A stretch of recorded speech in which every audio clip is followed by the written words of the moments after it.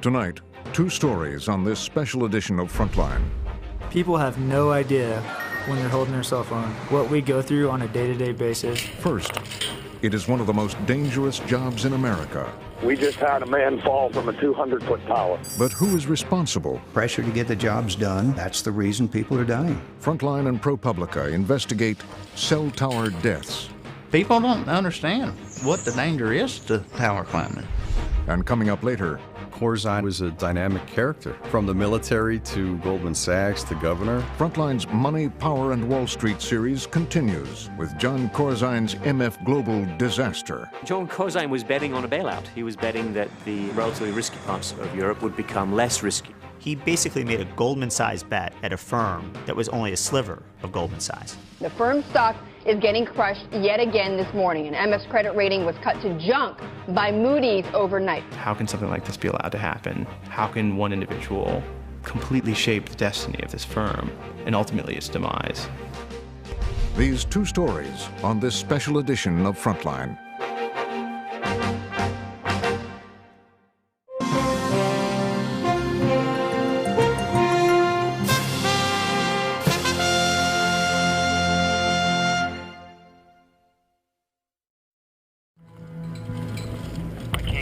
Number, it's up against the antenna. It's one of America's most dangerous jobs. People have no idea what we go through on a day-to-day basis to give them that service when they're holding their cell phone. Tower climbers install and service cell phone antennas, ascending hundreds, sometimes more than 1,000 feet. People don't understand what the danger is to tower climbing. One person drops a wrench, and it'll kill somebody. Yeah, 1,500 feet. Look at that view. We get paid for this. The bay. 1,500 feet. The job attracts a certain kind of worker. This is awesome. Someone like Jay Guilford. He was young. He was cocky. He was never scared of nothing. 911 emergency? Yes, we're working on a tower site. We just had a man fall from a 200-foot tower. We need an ambulance. Okay, I'll get him down there. It was not even a year. And Jay ain't even been in it a year when the accident happened. Guilford's death wasn't an isolated case. Over the last decade, other men have been falling to their deaths. North Carolina, Arizona, Kentucky, Florida, Iowa. Since 2003, there have been nearly 100 climbers killed on radio, TV, and cell towers, a rate that is about 10 times the average for construction workers. And Jay Guilford, actually, this is what he was using when he... To find out why, reporters at Frontline and ProPublica investigated the 50 cell-related deaths. But did they address the question of responsibility for... After poring over thousands of documents, we discovered a complex web of subcontracting that has allowed the major carriers to avoid scrutiny when accidents happen. Any of your cell phone carriers, as far as their concern, safety is our issue, not theirs. Ray Hull is a tower climbing veteran. Before cell phones, he worked mostly on TV and radio towers. Any major tower company knew who I was, knew who my dad was, my granddad. I'm third generation in that line of work. But with the boom in cell phones, the industry suddenly changed. There was a big push for these cell companies to start expanding out and covering the dead areas. Everybody trying to outdo everybody. 15, 20 years ago, a good tower company might build 4 towers a year. Now, timelines are radically different. So instead of contracts to build a tower, you have contracts to build 40 towers. The increased pressure almost killed Hull. It was a cell phone tower for Nextel. Hull was hired by the subcontractor and given a strict deadline. The only problem with that is the equipment was in Texas, and we're in Fremont, Nebraska, about 20 hours away. He was worried the drive would make him miss the deadline, so Hull called the subcontractor. They said, we can't change the deadline. This is Nextel's deadline. The tower has to be up and completed. We left Nebraska and it was nonstop. We drove straight through. Loaded the equipment, got back in the truck and drove nonstop.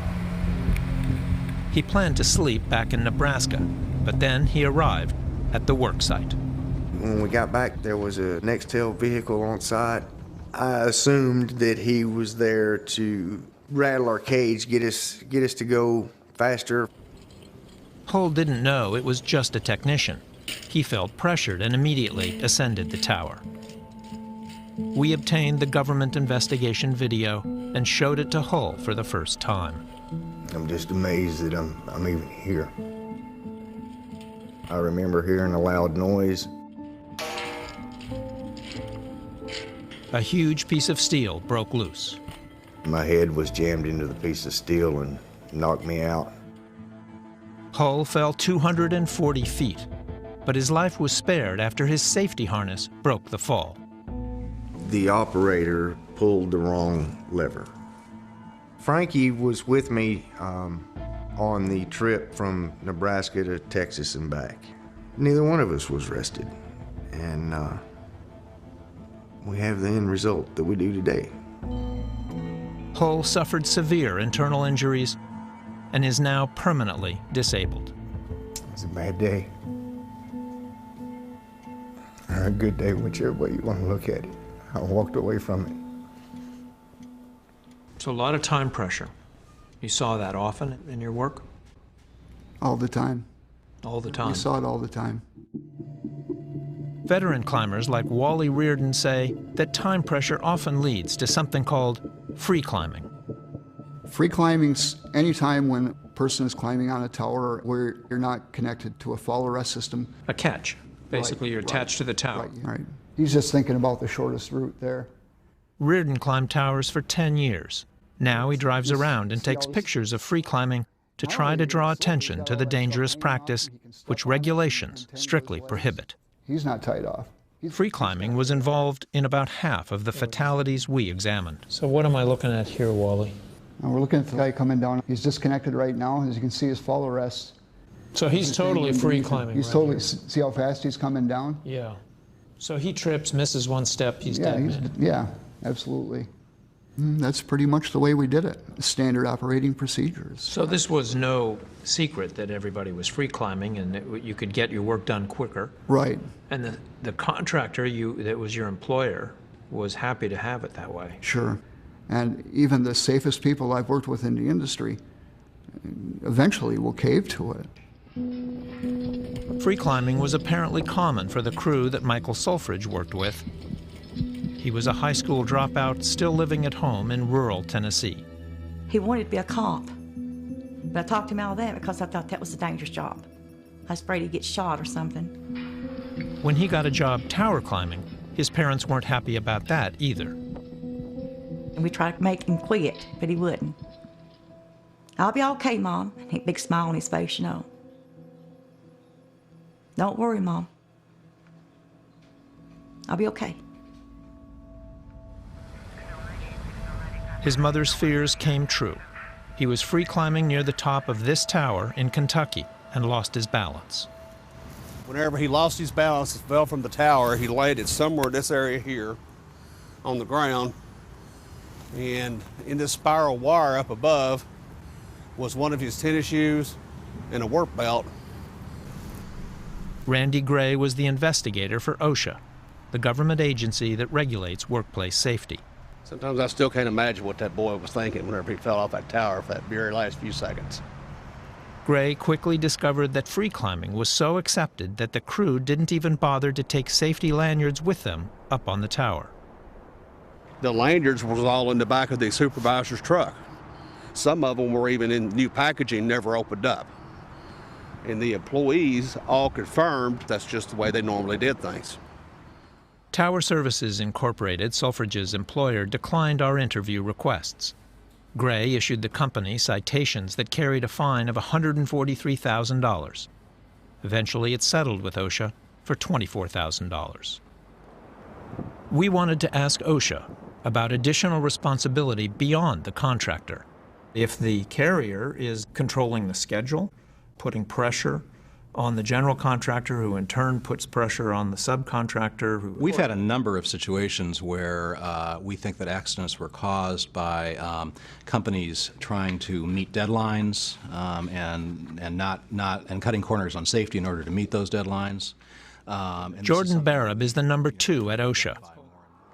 Although OSHA routinely fines subcontractors after accidents, it's more difficult to go after the carriers who hire them. To do so, it must first prove the carrier is controlling the work and has knowledge of the violation.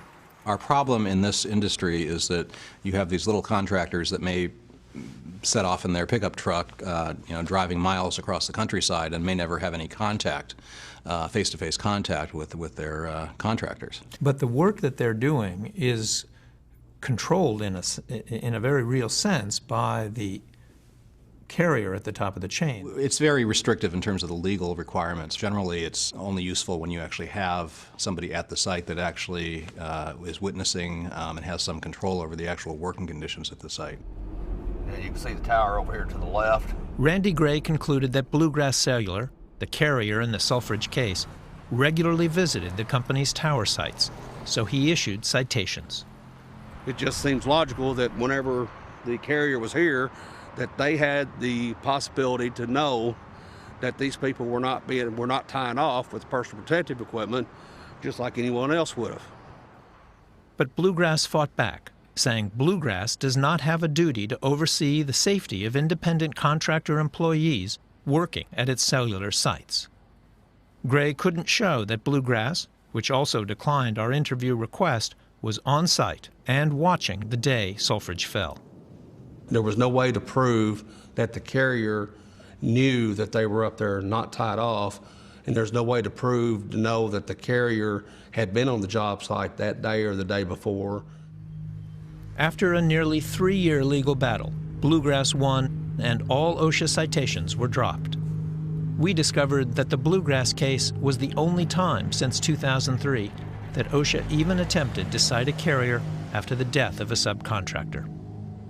What does it say to you that there have been no citations by OSHA against any carriers? It says to me that we don't have the legal ability to do that. Legally, there's no way we can really get to that company. The company that may, again, several levels up, that may actually own the tower. It is difficult because they've got that layer. So the multi-layers protect them from liability? Yeah, just through their own policy, they layer themselves away from it. Mm-hmm. It protects them from getting an OSHA citation. Yes. In the middle of the last decade, the major carriers were gearing up for the next generation of cell phones. This push was all about data, a new standard called 3G. AT&T had merged with Singular to form the largest cell company at the time. We had this huge slug of work that was occurring in 05 and 06. Ed Reynolds is the former president of network services at AT&T. Before retiring in 2007, he was charged with combining 2 distinct networks into one. It would be like taking a 747 with all of its engines, and while it's in flight at 35,000 feet, you're going to change all 4 engines into one huge engine and not lose a foot of altitude. But that was only the beginning. It took 3 years, billions of dollars. And then the iPhone hit, and we knew that it was going to be a success. We were confident it would be a success, but it was a game changer, if you will. Well, as you can see, we're on 5th Avenue in front of the Big Apple store. The success meant that data usage far exceeded what AT&T had predicted. Here is the giant throng. Its network wasn't ready. AT&T knew that it was in trouble and that it had to get very aggressive on expanding their network footprint, especially around capacity. By 2008, AT&T was pouring billions of dollars into tower upgrades. And for Phoenix of Tennessee, an AT&T subcontractor, that meant one thing. Work. Lots of work. But to get that work, Phoenix had to go through a middleman. We don't deal direct with AT&T. We do work for the vendors, the turf vendors. Turf vendors are large firms like General Dynamics or Bechtel that AT&T relies on to manage work on thousands of tower sites across the country. The turf vendors, in turn, subcontract to companies like Phoenix. And in 2008, Phoenix also sent much of its work to a smaller affiliate, a company called All Around Towers. I would make the phone calls, open the door. Once I got them in, they pretty much took it from there. And then All Around Towers hired their own crew members, their own people. It didn't matter if they had experience or not. Like Jay Guilford. He kicked around between part-time jobs. He was a mover. He delivered pizzas. But after his second child was born, he needed something better. All Around Towers was offering a full-time job at $10 an hour. That's when he filled out the application, came back out, said he had a job, and they gave him a $600 check and had a plane ticket for him to leave like the next day. Guilford, with no prior experience, was suddenly thrown into one of the biggest building projects the tower industry had ever seen. Even in the wintertime, there was ice on the towers, and he would tell me he would have to literally beat ice off of the pegs to climb up the towers, which I did not find that very safe. But his cousin and co-worker says Guilford wasn't scared. He enjoyed it. I mean, it gave him a rush that was unreal. Jay, I mean, he loved his job. It was May 2008 in a rural corner of Indiana. We just had a man fall from a 200-foot tower.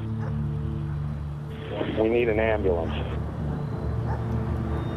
I've got units en route down there.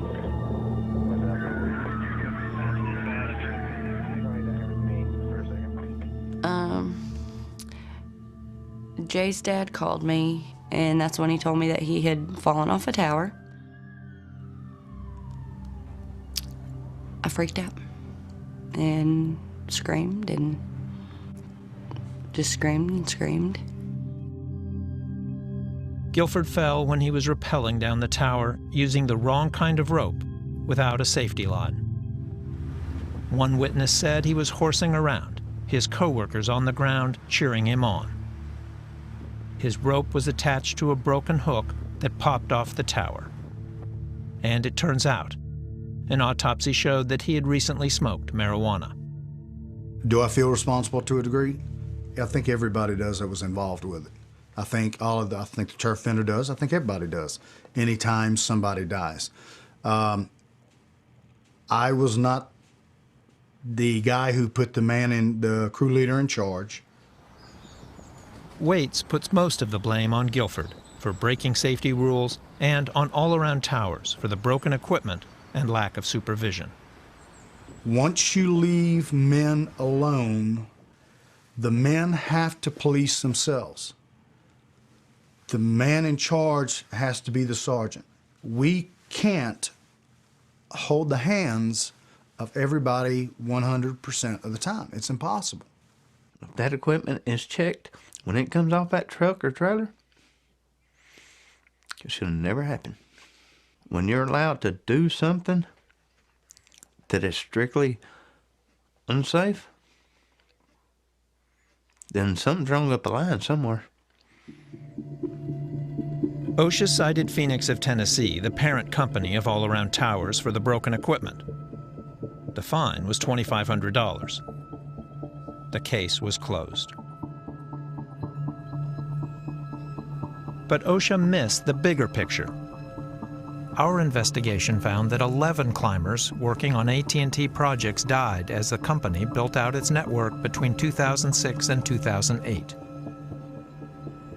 That's more than all the other major carriers combined. AT&T took notice. AT&T made everybody have a stand down, discuss the deaths, why it happened, what will happen to you if you get caught free climbing. They required that of every single turf vendor nationwide. It didn't matter who you were, where you were at, you had a stand down. So they said, let's have a stand down, let's stop work and figure out what the truth is. What did they figure out? I don't know if they figured out anything, quite frankly. I think what Craig Lakutis is an industry watchdog and safety advocate.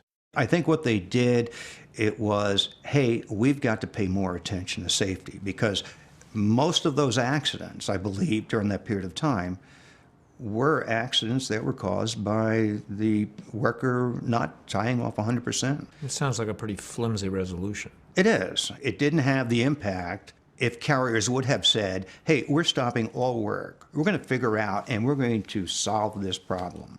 I think a lot of times it's more lip service than it is a real desire to be concerned about the safety of this industry. AT&T declined our request for an interview. In a statement, the company wrote that its contracts require strict compliance with state and federal laws and regulations, including worker safety, and that worker safety has always been a hallmark of AT&T. Guilford's fiancée, Bridget Pierce, thinks that no one ultimately took responsibility for Guilford's safety. Nut. N-U-T. I believe that everybody that is involved should be held accountable. AT&T, the contractors, General Dynamics, and the smaller companies that are subcontracted out. Everybody in this process should be held accountable for and have to pay fines and have regulations that they all have to live up to. After Guilford died, the foreman for All Around Towers disappeared and was never questioned by OSHA. The company quickly went out of business, but two of its owners, who declined interview requests, then started another company that continues to do work in the industry. That doesn't surprise those who study subcontracting.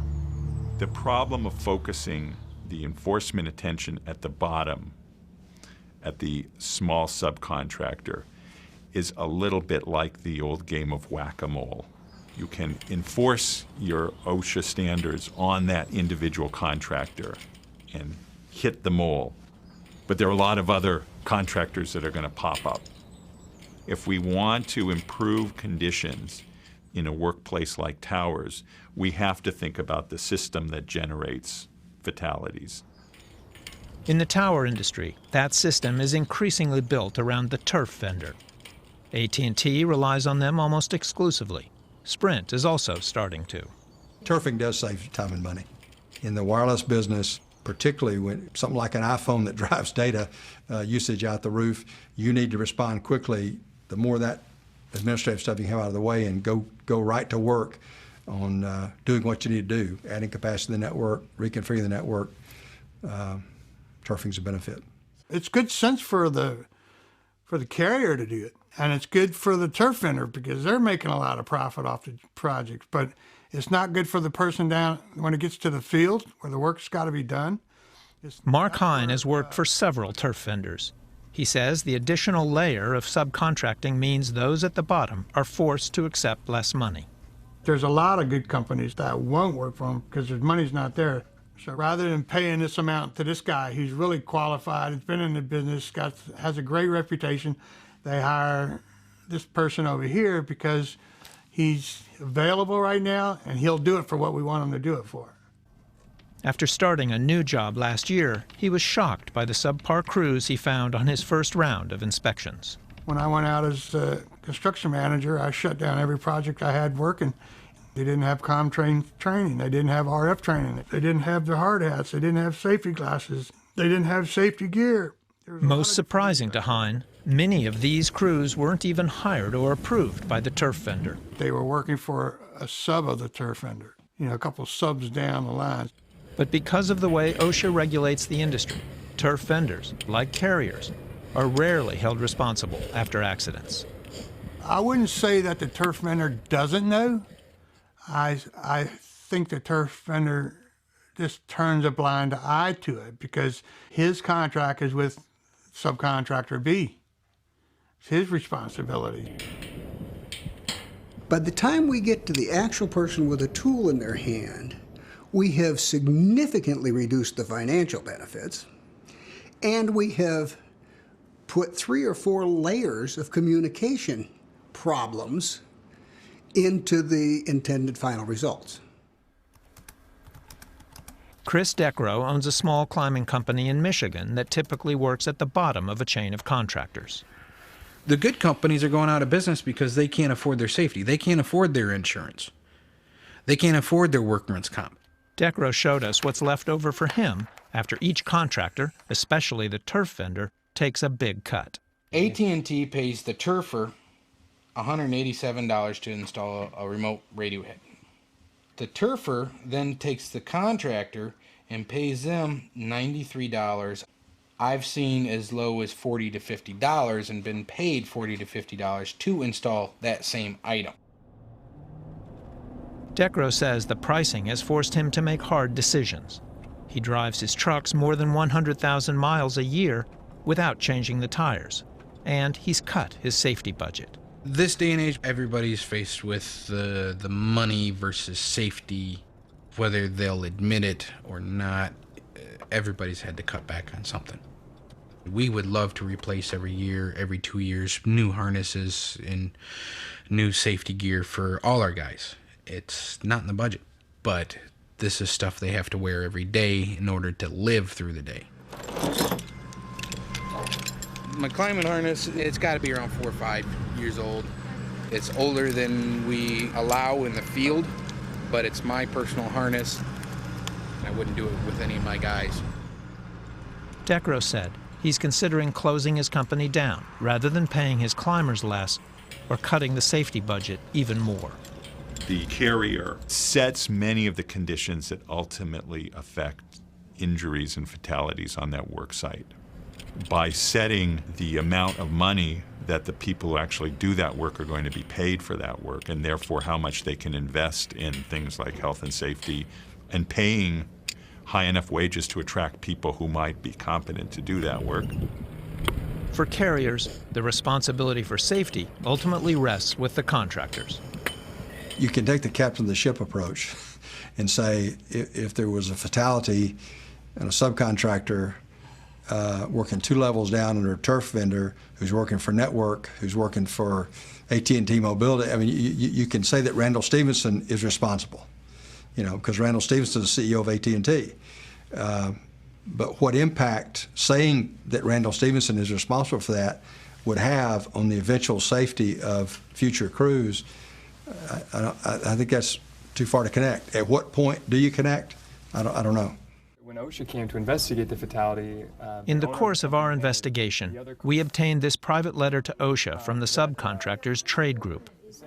In it, they urged OSHA to go after carriers and turf vendors that hire unqualified contractors, warning that otherwise, quote, fatalities are going to continue. But 3 years later, we found out that OSHA doesn't even track which carriers are connected to fatal accidents. At this point in time, you don't collect data on the carriers. We don't. And is that something that you should be doing? It's something we could do. Again, it's a lot of work to try to trace things up to the ultimate owner, but it would probably not be a bad idea for us to do that. Is it that much work? Don't you just have to ask the subcontractor? Well, the subcontractor may not know who the ultimate owner is. The subcontractor may know the general contractor that they're working on. The general contractor then may know who, and again, we're talking about sometimes multiple levels here. But it's only 2 or 3 phone calls and you would know who the carrier was. Perhaps. Were you aware, before we shared this information with you, that AT&T had a higher incidence of fatalities? I'm not sure, but I don't believe so. AT&T's letter to Frontline and ProPublica pointed out that tower fatalities across the industry have declined since 2008. There were no deaths on AT&T jobs last year, even though the carrier said its workload increased. And that workload is going to get even bigger. The competition to build the next generation network, 4G, has already begun. We have Windows competing with Android, competing with BlackBerry, competing with iPhone, and people have high expectations. I think we're on the cusp of a pretty massive buildup. across all of the major networks, in particular Sprint, Verizon, and AT&T, to deliver these much higher speed networks. That worries veteran climbers who remember the last big build-out. We're going to have a bad year as an industry because they're going to go in that big push. And your $10 an hour pizza guys that are now climbing for you because you can't afford otherwise are going to start skipping steps. It takes years and years of training to know the safety of your equipment. There's guys out there now that are foremans within months of working, starting a job. That's ludicrous. There's no time to season these employees.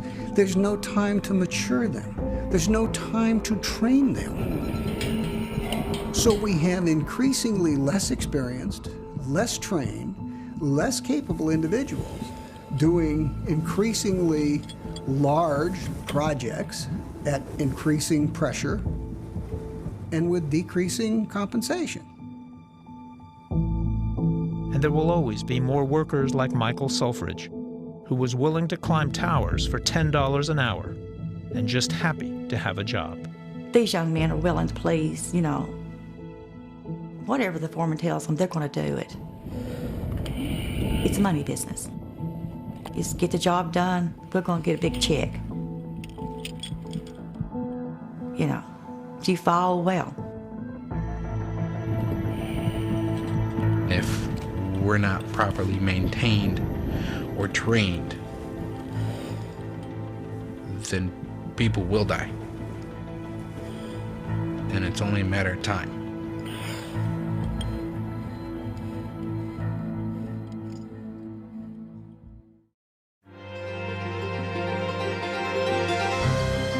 Coming up on this special edition of Frontline, customer money was missing. Now you have these customers who can't get their money out of MF Global. the next chapter of Frontline's Money, Power, and Wall Street series. There's never one cockroach. The system has failed us.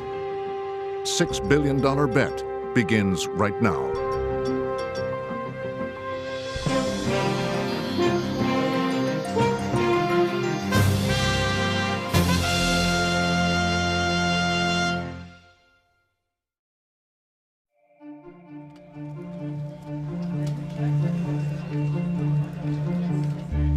This is a story about a bet that went bad. Like all stories about Wall Street, it starts with the pursuit of profits and the risks of getting it wrong. It's a 50 for at least 50, 1268 for at least 50. It's one of the latest in a stream of missteps, meltdowns, and scandals that blow up, it seems, every few months. Two mortgage companies under government control. The Federal Reserve is bailing out Bear Stearns. It's a familiar cycle. Customers are outraged. Lawmakers promise change. Are calling for tougher standards. Then it happens again. MF Global down almost 39%. Very careful about this stock. An increasing number of investors are betting the stock has farther to fall. Of all of the collapses that occurred during this financial crisis, the collapse of MF Global, in my mind, is the most egregious. This did not have to happen. It is a Wall Street morality tale in some ways. How can something like this be allowed to happen? How can one individual completely shape the destiny of this firm and ultimately its demise? This is the story of John Corzine, the collapse of his company, and why no one stopped him until it was too late. He is fiercely ambitious and an aggressive risk taker. And that's the part that never comes across when you talk to him in person. You get this sort of avuncular feeling that totally masks what is a highly aggressive and ambitious guy who takes these huge risks with other people's money. Corzine had an impressive resume: a high school quarterback, a Marine, and then a rapid rise through the ranks at Goldman Sachs. Corzine, importantly, grew up in the government bond trading business at Goldman Sachs. where he became such a star and well-respected figure there, he was able to make huge money off of moves in currencies and interest rates and bonds. By age 47, he was the youngest CEO in the company's history. But his management style led to conflicts with another Goldman partner, Hank Paulson. In 1999, Corzine was ousted. It didn't slow him down. Hank Paulson said to him, what are you going to do now, John? And Corzine said, either I'm going to, have my own hedge fund and be worth billions, or I'm going to be president of the United States. Corzine would aggressively embrace politics. In 2000, he spent a record $62 million of his own money to become a senator from New Jersey. In 2006, he spent another $43 million to become governor. Our gracious God, we ask your blessing upon John, that you would fill him with positive vision, that he might inspire others. The reason why we call John is because we knew he knew about the economy. By 2008, Corzine had become a trusted advisor to Barack Obama. It was once rumored that he might even replace Tim Geithner as Treasury Secretary. There we go, folks. But then in 2010, New Jersey voters ended his political career and returned him to Wall Street. Former New Jersey Governor John Corzine is returning to the private sector. He has taken the helm of MF Global. But Corzine's choice of MF Global was puzzling. I think it was a little surprising that he went to such a small firm. If you think about it, Goldman partner, Goldman CEO, confidant of the President of the United States, former New Jersey governor, senator. Why wasn't he running a bigger firm, I guess is the real question. 99% of people would look at his resume and say, I was the senior partner at Goldman Sachs. I was the governor of New Jersey. I'm, past 60, over and out. I'm gonna go have fun. But he looks at his resume and says, I was kicked out of Goldman Sachs. I was kicked out of being the governor. I still have something to prove. And he wanted to come back to Wall Street and prove that his partners had been wrong about getting rid of him at Goldman Sachs, and he was going to show them. I'm really excited about the opportunity to lead MF Global. I thought it was great. The stock price jumped, and Corzine was a dynamic character. We're going to work very hard to get the earnings back on track. From the military to Goldman Sachs to governor, I get it, He's going to have political connections. This is going to be great for the company, So I was sipping the Kool-Aid at that time.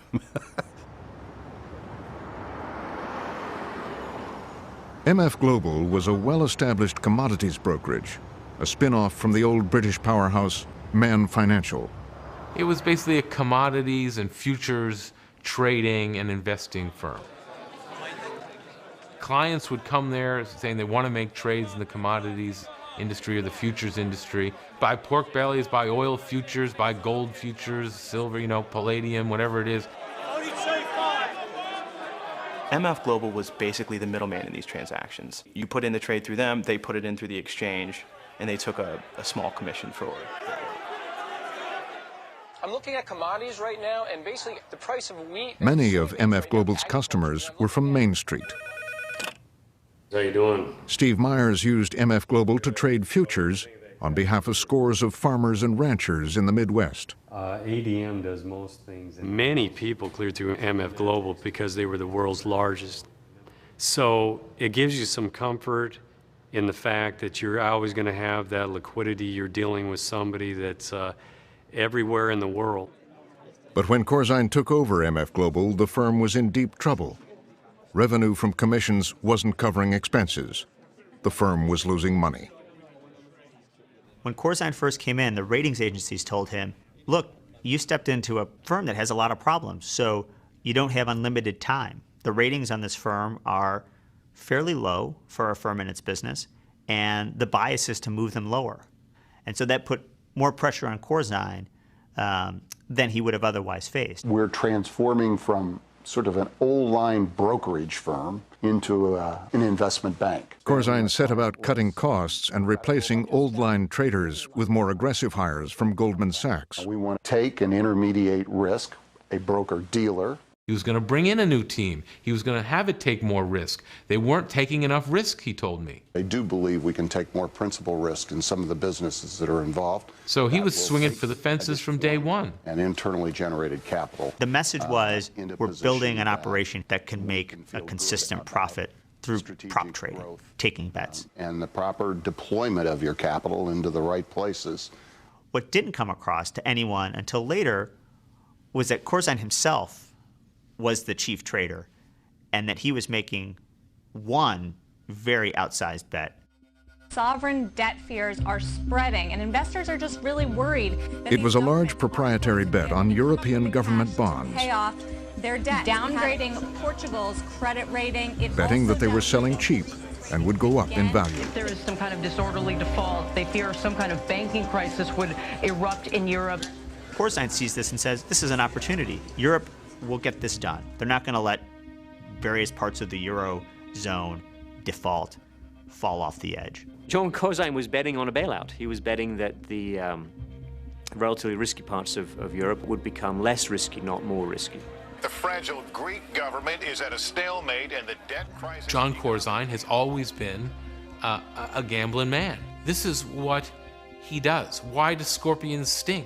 Because that's what they do. And so he bought billions of dollars worth of these bonds in a way that seemed to harken back to his days at Goldman. He basically made a Goldman-sized bet at a firm that was only a sliver of Goldman size. They were structured as large derivative deals that allowed MF Global to book profits immediately in order to right its balance sheet. The way that this particular thing was structured, it's a really obscure and complicated transaction where essentially you can book the profits on the front end. When I make an investment, I have to wait to see how it turns out before I can book the profits. But the way these accounting rules worked, and they were the way it was supposed to work, if you booked a trade in that way, you got the revenues right up front. Lines all were up on the quarter. As a result of these proprietary trades, MF Global, for the first time in 18 months, began to look healthy. Were you aware of what the company was doing with the cash on hand that was in the proprietary accounts? Never.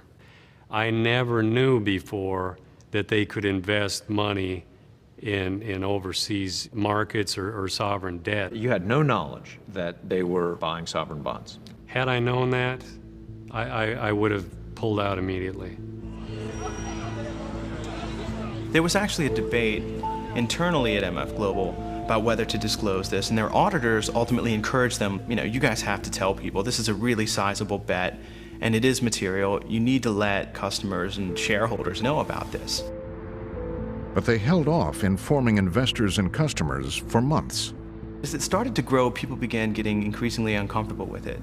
And some people would confront him and say, John, I don't think having this much money bet in this particular way is a sound thing.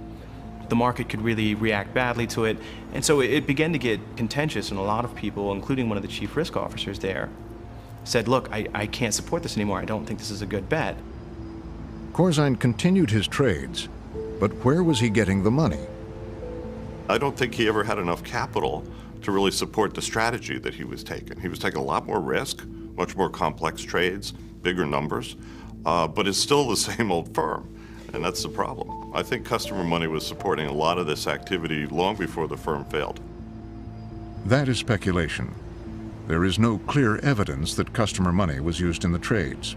But Corzine was using a financial strategy called internal repo, whereby a brokerage can borrow cash internally from another part of the firm.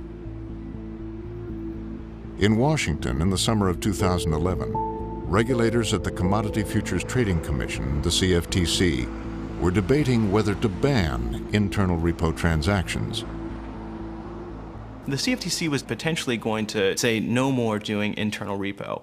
And for a lot of companies, it was an important way to finance certain operational needs. Corzine, got wind of this, so he begins to lobby in Washington.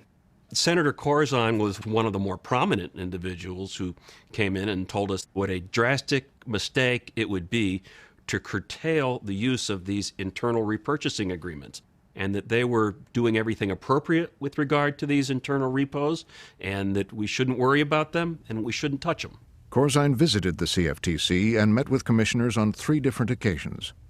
He's an impressive man, and he made a good case. And when he told me that we were making a big mistake, it certainly put some doubt into my mind for a little bit there as whether or not we were going down the right course. But certainly somebody that had his stature is somebody who had, added respect in my view.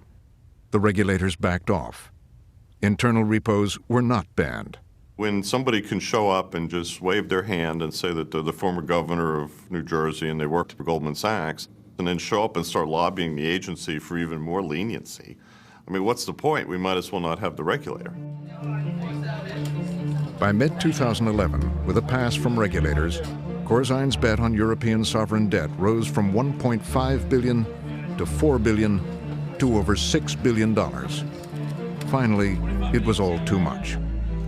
The trades stopped happening in the summer 2011 because eventually they were too big for the board and for the risk officers, and the message was enough. Leave them at $6 billion. You can keep them, but don't build them up any higher than that. With no ability to continue his trades, profits plummeted.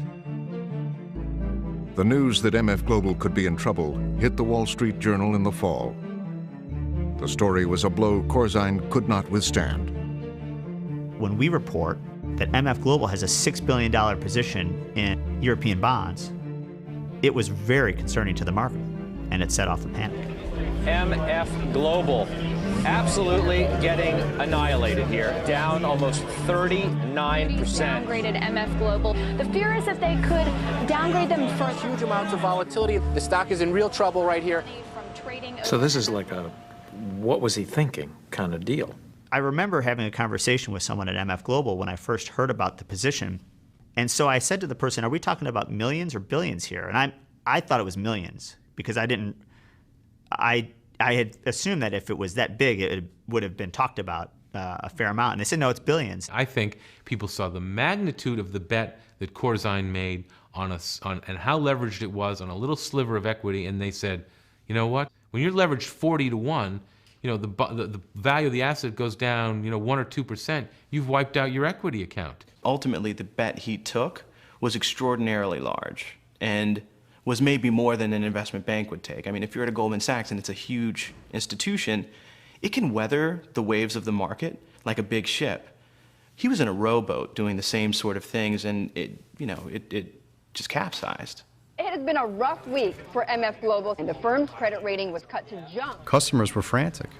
Nobody knew anything. My reputation's on the line, right? I've done this for 15 years. Stellar record, never any problems, that kind of thing. And now people are going, well, what's going on? Steve Myers, who had over $5 million of client money invested at MF Global, couldn't get the money out. I tried numerous times to phone my rep in Chicago. Finding out later he had already left the ship, so I knew that we were in trouble at this point, that nobody was going to look out for us. MF Global is said to be looking to seek a buyer within days. In a last-ditch effort to salvage the company, Corzine put MF Global up for sale. Does MF Global now need a white knight? It was then that auditors discovered customer money was missing. It became clear that there was a big hole, somewhere between $500 million and $1 billion, in MF Global's customer accounts. Regulators are now saying that the shortfall is around $593 million. At that point, MF Global was different than Lehman. It was different than AIG or any of the firms that failed, because at this point, customer money was missing. The core rule of this business was this thing known as customer segregation of assets, meaning that the firm kept its money and assets and its customers' money and assets separate. They weren't supposed to get mixed up. Well, guess what? They did. What we hear from some people close to MF Global is that we don't know what happened to the customer money because the last days were too chaotic, too much confusion. Do you buy that? No, in our industry, putting your hands on customer funds takes some deliberate actions. You have to make an active decision to convert those funds, and I think that's what happened. How much money is still missing? I think it's a little over $1.5 billion. And it's not missing. It's at JP Morgan. I mean, we know where the money is. J.P. Morgan was MF Global's banker. Investigators are now trying to determine if, in those last desperate days, MF Global executives intentionally transferred customer money to J.P. Morgan to meet a margin call from the bank. Is it legal for them to take the money from the customer account to meet their margin calls? No, I mean, definitely that's not. different than internal repo. It is different from internal repo, and I would argue it's actually an act of fraud. An act of fraud? Yeah, I think it could be prosecuted. Corzine says he did not order the transfers. Out of the way, folks. But he insists he will cooperate with investigators to find out what happened. Do you solemnly swear that the testimony you're about to give before this committee is the truth, the whole truth? His only public comments came at congressional hearings last December. I remain deeply concerned about the impact that the unreconciled and frozen funds have on MF Global's customers. This is a big bucket full of cold water in regulators' face. I do not know where the money is or why the accounts have not been reconciled to date. It's a wake-up call that says you got to take a fresh look at what's going on in the markets. You've got to better protect for customers' interests. You've got to look at these guys because they're not always going to be straight with you. Who had the authority to move customer funds from segregated accounts? Without looking at records, it's very hard to try to reconstruct. Did you authorize the transfer of funds from the segregated accounts to I blame all parties, and you didn't, the answer everybody in power, whether it's a politician, the regulators, John Corzine. People who handle the transfer of funds. MF Global is just a microcosm, the tip of the iceberg, the cockroach theory, if you will. There's never one cockroach. And it represents the start of systematic failure. The system has failed us, and it will only continue to grow. This is about John Corzine's legacy. His firm, a lot of people invested because of him. The MF Global affair is unresolved. A half-dozen investigations are underway. But so far, no one has been charged. The company has gone bankrupt. Meanwhile, in December 2011, the CFTC finally banned internal repos.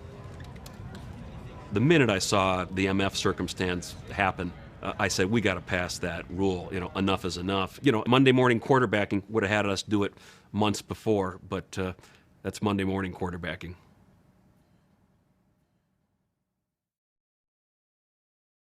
Frontline continues online. Explore the reporting on cell tower deaths from our partners at ProPublica. More about who's responsible for worker safety from OSHA's Jordan Barrett. Cutting corners on safety in order to meet and read AT&T's statement to Frontline. Get insights into working at MF Global from a former broker. Sipping the Kool-Aid at that time. Learn more about the Volcker Rule. And follow Frontline on Facebook and Twitter, or tell us what you think at pbs.org/frontline.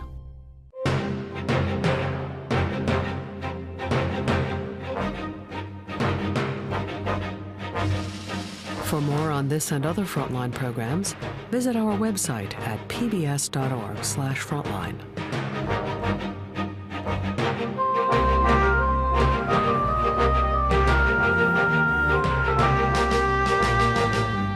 Frontline's Cell Tower Deaths is available on DVD.